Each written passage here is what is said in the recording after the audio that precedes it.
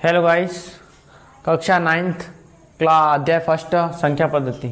ठीक है ना। हमारा पहला चैप्टर है जो संख्या पद्धति, उसका अपन ने 1.1 पढ़ चुके हैं।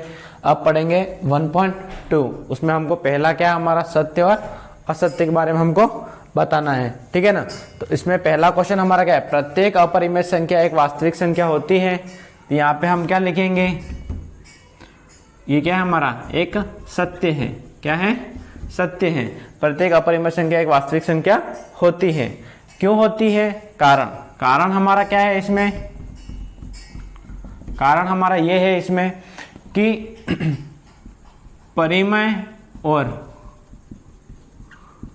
अपरिमेय इन दोनों का संग्रह, मतलब इन दोनों का मिलान, संग्रह है ना, ये हमारा क्या होता है, एक वास्तविक संख्या होती है।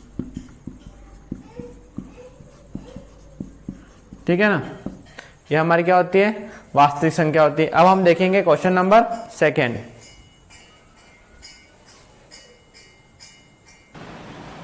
तो अब मैंने क्या सेकंड क्वेश्चन लिख दिया, संख्या रेखा का प्रत्येक बिंदु ऋण m के रूप का होता है जहां m एक प्राकृत संख्या है। सबसे पहले संख्या रेखा है ना, संख्या रेखा आ गई।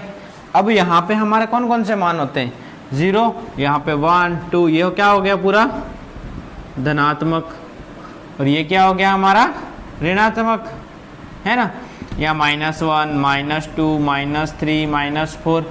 पर यहाँ पे प्रत्येक मान क्या वर्गमूल हो, ऐसा संभव तो हो नहीं सकता। प्रत्येक मान के ऊपर स्क्वायर हो, ऐसा कोई संभव नहीं हो सकता ना, इसलिए यह असत्य है। क्या है? यह असत्य है। समझ में आया कि नहीं आया? है ना। अब संख्या रेखा पे कौन से मान होते हैं, एक तो धनात्मक होता है और एक ऋणात्मक होता है। लेकिन प्रत्येक बिंदु पर वर्गमूल हो ऐसा जरूरी थोड़ी होता है। एक का वर्गमूल क्या होता है, 1 होता है, लेकिन इसका कितना होता है, 4 होता है ना। तो प्रत्येक बिंदु पर वर्गमूल हो वो संभव नहीं होता, इसलिए क्या होता है हमारा असत्य हुआ। ठीक है ना। अगला क्वेश्चन हम करेंगे, थर्ड क्वेश्चन इसी का। तो अभी तक अपन ने सेकंड पढ़ा, अब हमारा आता है थर्ड क्वेश्चन, प्रत्येक वास्तविक संख्या एक अपरिमेय संख्या होती है। अभी हमने इससे आगे क्वेश्चन पढ़ा था, क्या ऐसा क्वेश्चन था हमारा इसी टाइप में, हमारा क्या प्रत्येक वास्तविक संख्या एक अपरिमेय संख्या होती है। असत्य। क्या होगा? असत्य। कारण क्या हुआ बताता हूं, है ना। कारण क्योंकि वास्तविक संख्या में तो दोनों आती है, परिमेय और अपरिमेय। तो इसमें हम लिखेंगे वास्तविक संख्या में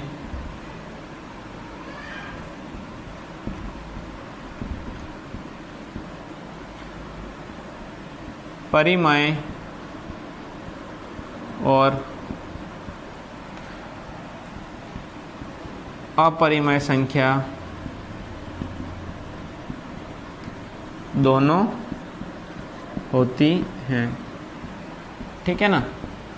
समझ में आया? इसका कारण मिल गया। अब हम इसका फोर्थ करेंगे। ठीक है ना।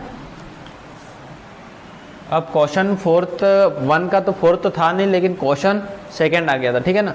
तो क्या सभी धनात्मक पूर्णांक के वर्गमूल अपरिमेय होते हैं? देखते हैं।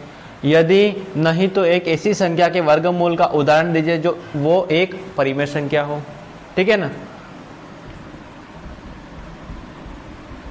प्रत्येक धनात्मक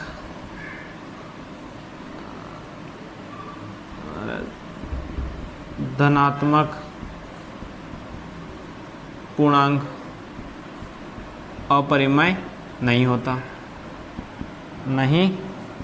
है। ठीक है ना। पहला तो ये हो गया। अब इसका उदाहरण देख लेते हैं। तो हम ले लेते हैं 1 से लगा के 9 के बीच में कोई भी। ठीक है ना। 1 का रूट कितना होता है, ध्यान रखना, 1 का रूट केवल 1 ही होता है, इसका कोई रूट नहीं होता। ठीक है ना, 1 ही होता है। लेकिन अब आगे हम देखते हैं रूट 2। रूट 2 हमारे क्या धनात्मक है, लेकिन इसका क्या होगा, किसी से भाग तो जाता नहीं है ना, किसी का स्क्वायर है, तो रूट 2 का रूट 2 हुआ। ऐसे कैसे हमने, ये मेरी क्या हुई, परिमेय। क्या हुई? ये क्या हुई, अपरिमेय। ऐसे कैसे हमने ले लिया, रूट 3 का भी क्या हो गया, रूट 3। ये भी क्या हुई मेरी अपरिमेय संख्या, है ना। अब यहाँ पे ले लेता हूँ मैं, क्या लेता हूँ, रूट 4। रूट 4 का कितना होता है, 2, है ना। और 2 का स्क्वायर कितना होता है 4, तो मेरा क्या हो गया ये भी क्या हो गया परिमेय, ठीक है ना, परिमेय। ऐसे कैसे हम √5 का लेते हैं, √6 का लेते हैं, √7 का लेते हैं, √8 का लेते हैं, √9 का लेते हैं, ठीक है ना। तो हम ऐसे सबका लेके देख लेंगे और आप लोग इनका लेके देखना। तो हमारा ये क्या हुआ, क्वेश्चन नंबर 2 खत्म हुआ। अब हम पढ़ते क्वेश्चन नंबर 3, ठीक है। तो हमारा क्वेश्चन नंबर 3 है, दिखाइए कि संख्या रेखा पर √5 को किस प्रकार निरूपित किया जा सकता है, ठीक है ना। तो सबसे पहले हम क्या बनाएंगे, संख्या रेखा। मान लो हमने एक संख्या रेखा के लिए एक लाइन खींच दी है ना, 0 1 2, ठीक है। और यहाँ पे हमको इसको करना है कंपास के थ्रू। कंपास हमारा क्या होता है प्रकार, ठीक है ना। तो प्रकार से अगर मैं यहाँ से यहाँ की दूरी 1 लेता, वो फिक्स लेनी है मेरे को, कि यहाँ से यहाँ की फिक्स लेनी है और यहाँ से यहाँ की फिक्स। मेरे पास अभी प्रकार नहीं है, ठीक है ना। तो यहाँ से यहाँ की फिक्स और यहाँ से यहाँ की फिक्स ले ली, ठीक है, 1 और 2। इससे पहले संख्या रेखा के पहले हमको एक फॉर्मूले के थ्रू होता है √5, ठीक है, वो देख लेते हैं। हमारे यहाँ एक फॉर्मूला आता है √n, और कोई हमारी विषम संख्या होगी तो हम इसको करेंगे √n-1, ठीक है। तो अब यहाँ पे रूट क्या है मेरा, n क्या मेरा है 5, √5 है बराबर n-1, मतलब 5 - 1 कितना होता है 4, √4 का कितना हो गया 2, ठीक है। अब देखते हैं हम, ठीक है, 0 से लिया हमने, 0 1 2, आगे आएगा 3 4, ऐसे आगे तक हम ले सकते हैं। पता होगा संख्या रेखा हम इनफाइनाइट तक लिख सकते हैं। ये वाला लिख लेना, मैं मिटाता हूँ क्योंकि अपने पास इतनी जगह नहीं है। तो हमारा ये कैसे आया वो समझ में आया।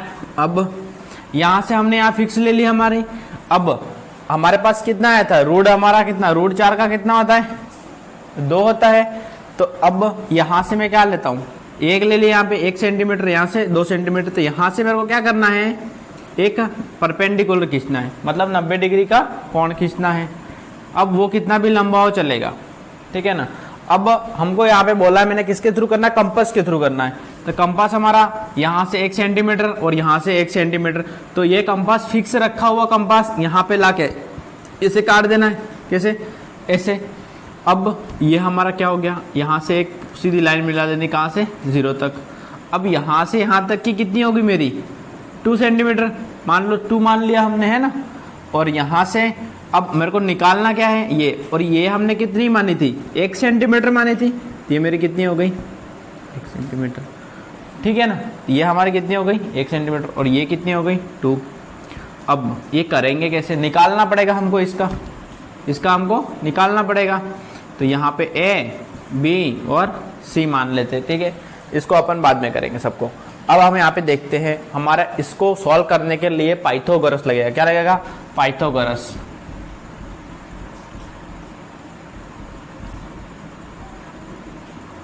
प्रमेय, है ना। इसका एक फॉर्मूला होता है, क्या होता है, कर्ण का स्क्वायर बराबर आधार स्क्वायर प्लस लंब स्क्वायर, है ना। अब यहाँ पे मेरा आधार क्या हो गया, नीचे वाला बेस आधार हो गया। थीटा के सामने वाला होता है लंब, और 90 डिग्री के सामने वाला होता है कर्ण। हमको निकालना क्या है, कर्ण निकालना है। तो कर्ण का क्या लिखेंगे यहाँ पे, ऐसे B, ये हमारा क्या था B। तो हम यहाँ पे निकालेंगे AB का स्क्वायर, ठीक है। आधार हमारा कितना है BC, तो यहाँ पे लिखूंगा BC का स्क्वायर प्लस यहाँ पे हमारा क्या है CA, ठीक है ना। CA लिखो या ऐसे लिखो, को फर्क नहीं पड़ता, ठीक है। यहाँ पे हम निकाल रहे हैं AC का स्क्वायर। तो अब इसको, अब मेरा यहाँ पे AB कितना है, तो AB मेरा क्या है AB ही है ना। आगे BC हमारा कितना है, BC हमारा है 2 का स्क्वायर प्लस AC मेरा कितना है, AC या CA कितना है मेरा 1 सेंटीमीटर, 1 का स्क्वायर। तो आगे इसको सॉल्व करूं मैं, AB का तो मेरा क्या रह गया AB का दोनों का होल स्क्वायर, दोनों का ऊपर है ना, बराबर 2 का स्क्वायर कितना होता है 4, प्लस इसका कितना होता है 1 का स्क्वायर, 1 का स्क्वायर क्या होता है 1 ही होता है, और 1 का रूट भी क्या होता है 1 ही होता है। तो AB स्क्वायर बराबर कितना हुआ 5। कोई भी हमारा क्या है ये हटाते हैं वर्गमूल लेने पर, दोनों तरफ क्या ले लिया हमने, दोनों तरफ वर्गमूल ले लिया। तो AB का तो क्या हो गया AB, और यहाँ पे मेरा क्या हो गया रूट 5, तो मेरे यहाँ वाला क्या निकल गया रूट 5 निकल गया। तो ये क्वेश्चन हमारा किस तरह से सॉल्व हुआ, समझ में आया कि नहीं आया? एक बार फिर से बता देता हूँ, हमारा एक फॉर्मूला होता है, क्या होता है n, विषम संख्या को निकालने के लिए n-1 और सम संख्या के लिए n है मेरे पास। अब इसको अपन ने क्या किया, एक संख्या रेखा बनाई, संख्या रेखा पर हमने ले लिया 0 1 2 3 अपनी मर्जी से ले लिया। अब जो ये लेना 0 से 1 वो हमको फिक्स स्केल की सहायता से या कंपास की सहायता, कंपास की सहायता से, कंपास होता है हमारे पास, उसकी सहायता से लेना है।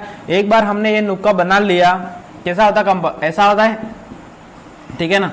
तो ये पेंसिल का नुक्का एक बार हमने बना लिया तो वो हमको वैसा ही रखना है, यहाँ पे यहाँ से यहाँ तक, तो यहाँ से यहाँ तक फिक्स डिस्टेंस लेनी है। और एक हम परपेंडिकुलर खींच लेंगे, बाद में मिटा देंगे, पहले परपेंडिकुलर खींच लिया। अब यहाँ पे हमारा 1 सेंटीमीटर लेना हमको, यहाँ से यहाँ तक का जैसे लिया ना वही चीज यहाँ से यहाँ तक ले लेनी है, और एक चाप काट देना है, फिर इसको मिला देना है, फिर इसको मिला देना है ना। तो ये हमारा क्या हो गया 1 सेंटीमीटर, क्या हो गया 1 सेंटीमीटर हो गया। तो ध्यान रखना, ये बीच में हमारी लाइट चली गई, इस कारण हमारा, सॉरी स्टूडेंट, बीच में मेरी क्या लाइट चली गई थी, उस कारण मैं थोड़ा डिस्टर्ब हो गया। तो अब हम यहाँ पे क्या आते हैं, यहाँ क्वेश्चन आपको समझ में आया कि नहीं आया वो बता दो सीधा सीधा मेरे को। तो अगर नहीं आया हो तो कमेंट सेक्शन में बता देना, हमको समझ में नहीं आया, मैं कुछ और तरीके से समझाऊंगा, समझाने की कोशिश करूंगा, ठीक है ना। अगर हमारा वीडियो आपको पसंद आता है या कोई मतलब अच्छा समझ में आता है तो आप क्या करना, सब्सक्राइब और लाइक कर देना, जिससे आपको रेगुलर वीडियो आती रहे वो आपको पता चले।